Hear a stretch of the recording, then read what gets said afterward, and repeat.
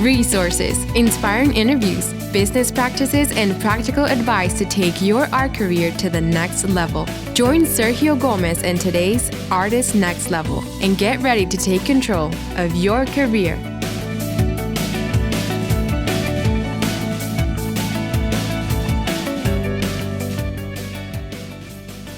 Well, hello, my next level friend. Welcome to a brand new episode of the Artist Next Level podcast. This is a special edition episode in which I am interviewing artists from around the world as they are stuck at home during the coronavirus lockdown. Today, I'm chatting with my friend Cecil McDonald. He's an artist here in Chicago. We're going to have a great conversation about how to transition, what you normally do outdoor or on set to the reality that we are all living right now. Okay. Well, hi, Cecil. Good to see you, man. How are you? I'm fantastic, man. Good to see you too. Yeah. Good to see you. Under very different circumstances. A lot of times we run into each other during an art show or, college or, some other setting except this Zoom conversation that we're having right now. And I have to say, it's always really fun to catch up with you. I follow you also on social media. Your projects are always something that I'm intrigued about, and looking at, the things that you're doing. Once in a while, I go also on your website, just to see your new series and the recent books that you've been doing too. So pretty excited to kind of chat with you about, how are you as a photographer and working with narratives of people, how are you adapting in a time when right now, human interaction is awkward, you're not able to just go to a public setting with a crowd and start shooting, right? There's no crowds anymore right now. Right. So tell me a little bit, how has your kind of, or where were you at when this whole thing hit in terms of the production of your work? Were you in the middle of a series? Were you working on something and, Right. Well, thank you for the invitation. It's really, I watch you a lot. I follow you as well. And so it's good to be part of this thing that I see you out in the world doing. So thank you. Thanks, man. Well, I guess when this happened, I am in the middle of the final edit of a book that I'm working on called In the Heat of the Cool. Mm-hmm. And so I'm just creating pairings, seeing how the book will unfold. So that's where I was at. So I was kind of wrapping. That project is wrapped per se. Okay. So I was doing the edit and just kind of spending time with the book, pairing images, and it's also some writing. It's a writing component as well. So I've been doing well, and so that's where I was at. And so you were kind of indoor anyway when this thing kind of happened. Yeah, and of course, planning projects. Mm-hmm. There was because this is Chicago's music, it's blues. It's the year of music. Mm-hmm. The exhibition I had that I was supposed to participate in, and I was scheduled to do at the Beverly Arts Center. Of course, that got canceled. Another project where it would have been a public kind of space, public interactions, that hasn't got canceled, but it's kind of in limbo right now. Yeah, that was supposed to happen, started in I think late July. Mm-hmm. So projects got a lot of things got canceled. Things are not happening. Mm-hmm. So, if I'm honest, I don't know how I'm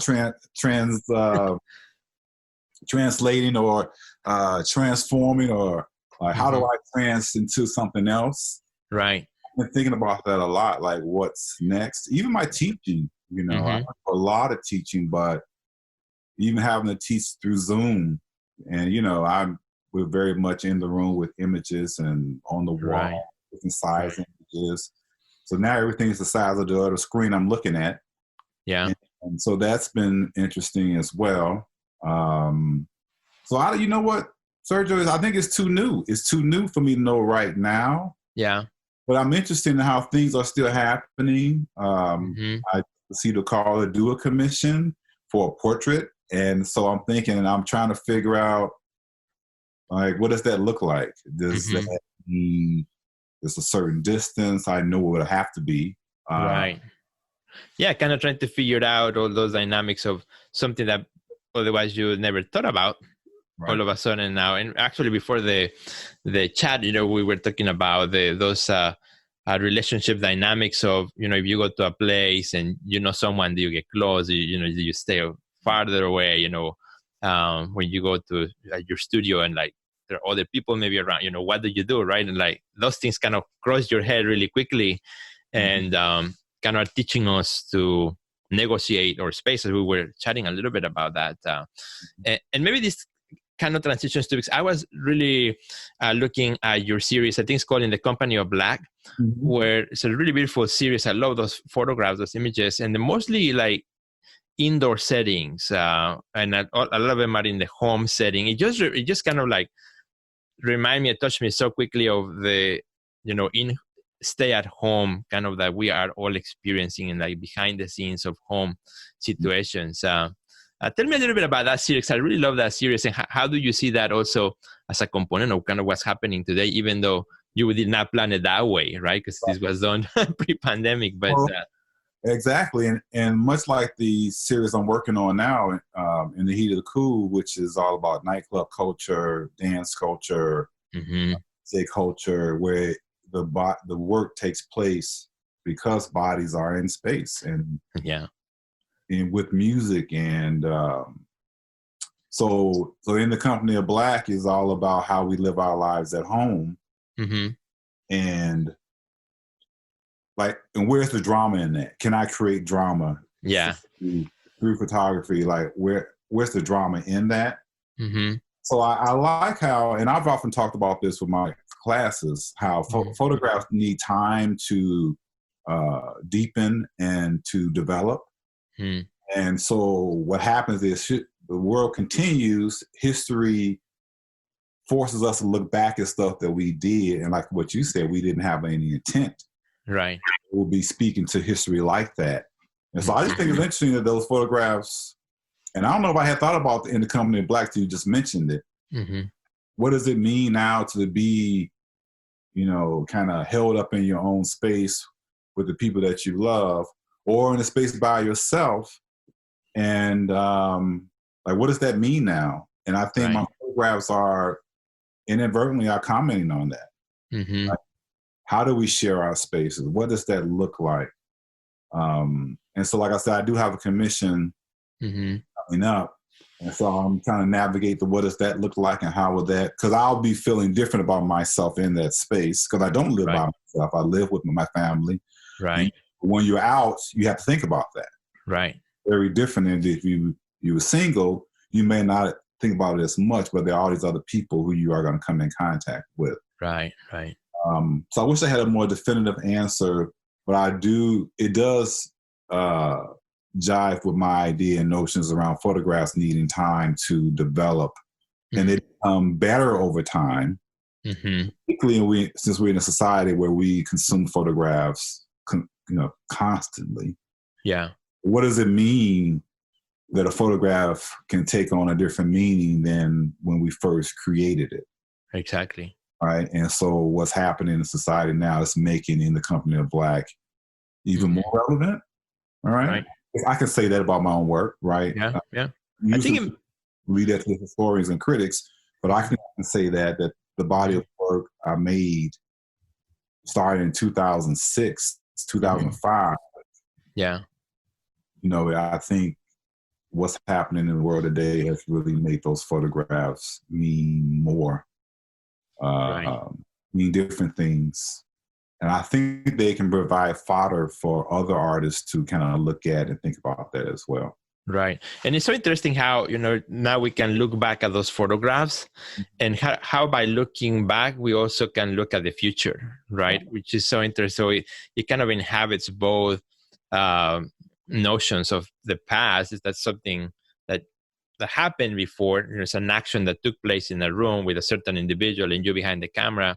Now also looking forward of actually that's the dynamics that for the next maybe few months, a lot of us are going to spend a lot of time at home and creating our own dramas, right? That nobody else will see but ourselves, and the family dynamics of the kids being at home, homeschooling, which has taken a whole new level. And I have two teenagers too, and I mean, sometimes teachers send things like, "Oh, they didn't turn in the homework," and like, "I didn't know there was any homework on this," because there's so many places, so many like platforms and things that every teacher is using that the kids are confused. Also, sometimes working with each teacher. So all these dynamics and how I just wanted to say how that series to me really touched me as I was going through them before this conversation. It really made me think about all those dynamics that are happening inside the home.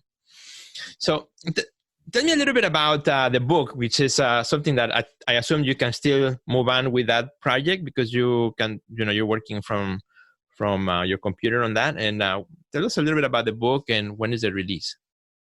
I don't have a release. It's funny because what happened was my publisher essentially has ceased publishing. Oh, really? Okay. Because of this. Because what happens is he's a small publisher and he's not able to go and do the things that he normally would do, book fairs, things of that nature. And so now I have this book. I have to, we can all self-publish, but right. I enjoy working with other professionals. I enjoy collaborating with other people who are experts at what they do, just so I can see what they would bring that I couldn't. Right.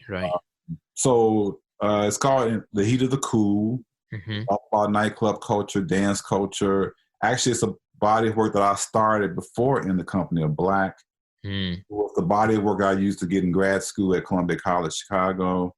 Okay. And, I kind of put it to the side, started working on it in the Company of Black, went back to it later, and kind of understood differently how to photograph it. Because, as you know, your art changes over time, or I should say, your approach to the art and the way you think about that changes over time. Right. I was able to go back to some work and I could, again, rethink how it looks to me now and what it means to me now. I thought it was finished. It is finished. And like I said, I'm just doing pairings now. Ready, yeah. We were slated to do an opening at the Hyde Park Art Center in November 2020. It's still on. I'm not sure what that looks like now. But again, who knows? Who knows? Yeah, exactly. And this is you have also a previous book, right? You did also one for your previous series? Yes. So In the Company of Black was the first book I ever published. Yeah. And so now and The Heat of the Cool will be the second book. The second one. Right, excellent. And, I think in this conversation is so true that we don't know, a lot of things, like you said, we just do not know. And the art world, there's so complex. There's so many levels. There's so many people involved. We think really quickly of artists, galleries, museums, but everything that happens behind. We haven't had a conversation yet here on this platform about publishing. So many art books and magazines and things that are published that are part of the art culture and the things that we do as an artist that are being affected, for the same reasons that you just mentioned. And I think that kind of adds to this notion that, a lot of things we're learning as we go. We're adapting as we go, almost like a day by day where we don't have the answers yet because we don't exactly know, also the realities of other people and other situations and other businesses and other organizations. Exactly. Yeah. And, I think it's too interesting that it's forcing us as artists to think about what is our role as an artist, because you thought you had this method and this kind of way of working. And for me, it was my subject matter. It was the thing that I'm most interested in. And so if that's gone as an artist, because I always tell my students this too, you're an artist, you're supposed to kind of if you can't come up with a way to do it, well, you can, right? Right. Because we're creative individuals and we're supposed to kind of live by that. And so now do I now move to a studio practice? Do I move to drawing? Do I go someplace that's totally different than where I was? What does that even look like? Is that something that you can do?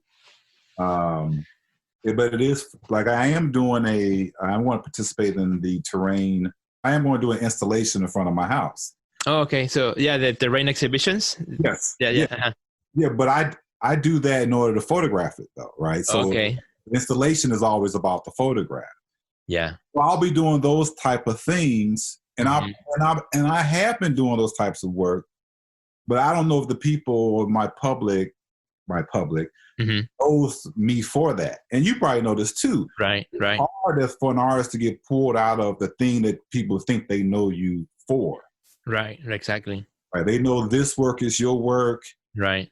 If I can't show in a museum, if I can't show in a gallery, where are my platforms? Right. So there's books, paper, but even that is, the idea of, because I was, here's an aside, but I have a class called Image Strategies, and it was all about how does the paper, the image function in our world, from billboards to small handmade kind of deals.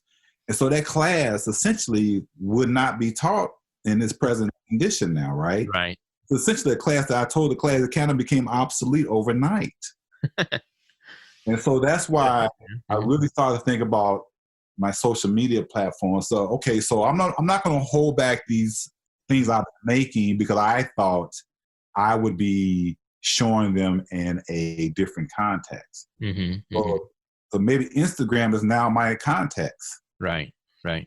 Yeah, the mode of consumption has changed, and actually, more than change, has kind of emphasized some things that were already there, but now, as you said, that have become now, the only way, or the first way, or the immediate way, as we get out of this, and as we transition into the next thing that will help us get there. So. Right. Yeah, totally interesting. Cecil, you've been so awesome. Thank you so much, for sharing your thoughts, your ideas, your work. As we have been chatting here, our friends have been looking at some samples of your work on the screen. So where can they go to find you on social media, and also what's your website? Cecil McDonald Jr. Everybody always forgets the junior. CecilMcDonaldJr.com is my website. And then Cecil McDonald at Instagram is where I post most things. Yeah. Yeah, that's what I see you most of the time too. Excellent. Well, thank you so much, Cecil. Thanks for this chat. Hope you have an awesome day. And to all our friends watching, thank you so much for watching this episode. Please share it with your friends. Also, reach out to Cecil or myself through social media. We'd love to chat with you. Take care. Have a great day. And we'll see you in the next episode.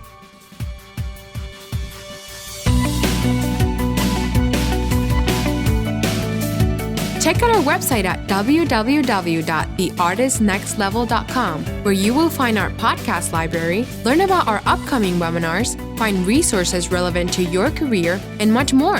Thanks for listening to today's podcast, and we'll see you at the next level.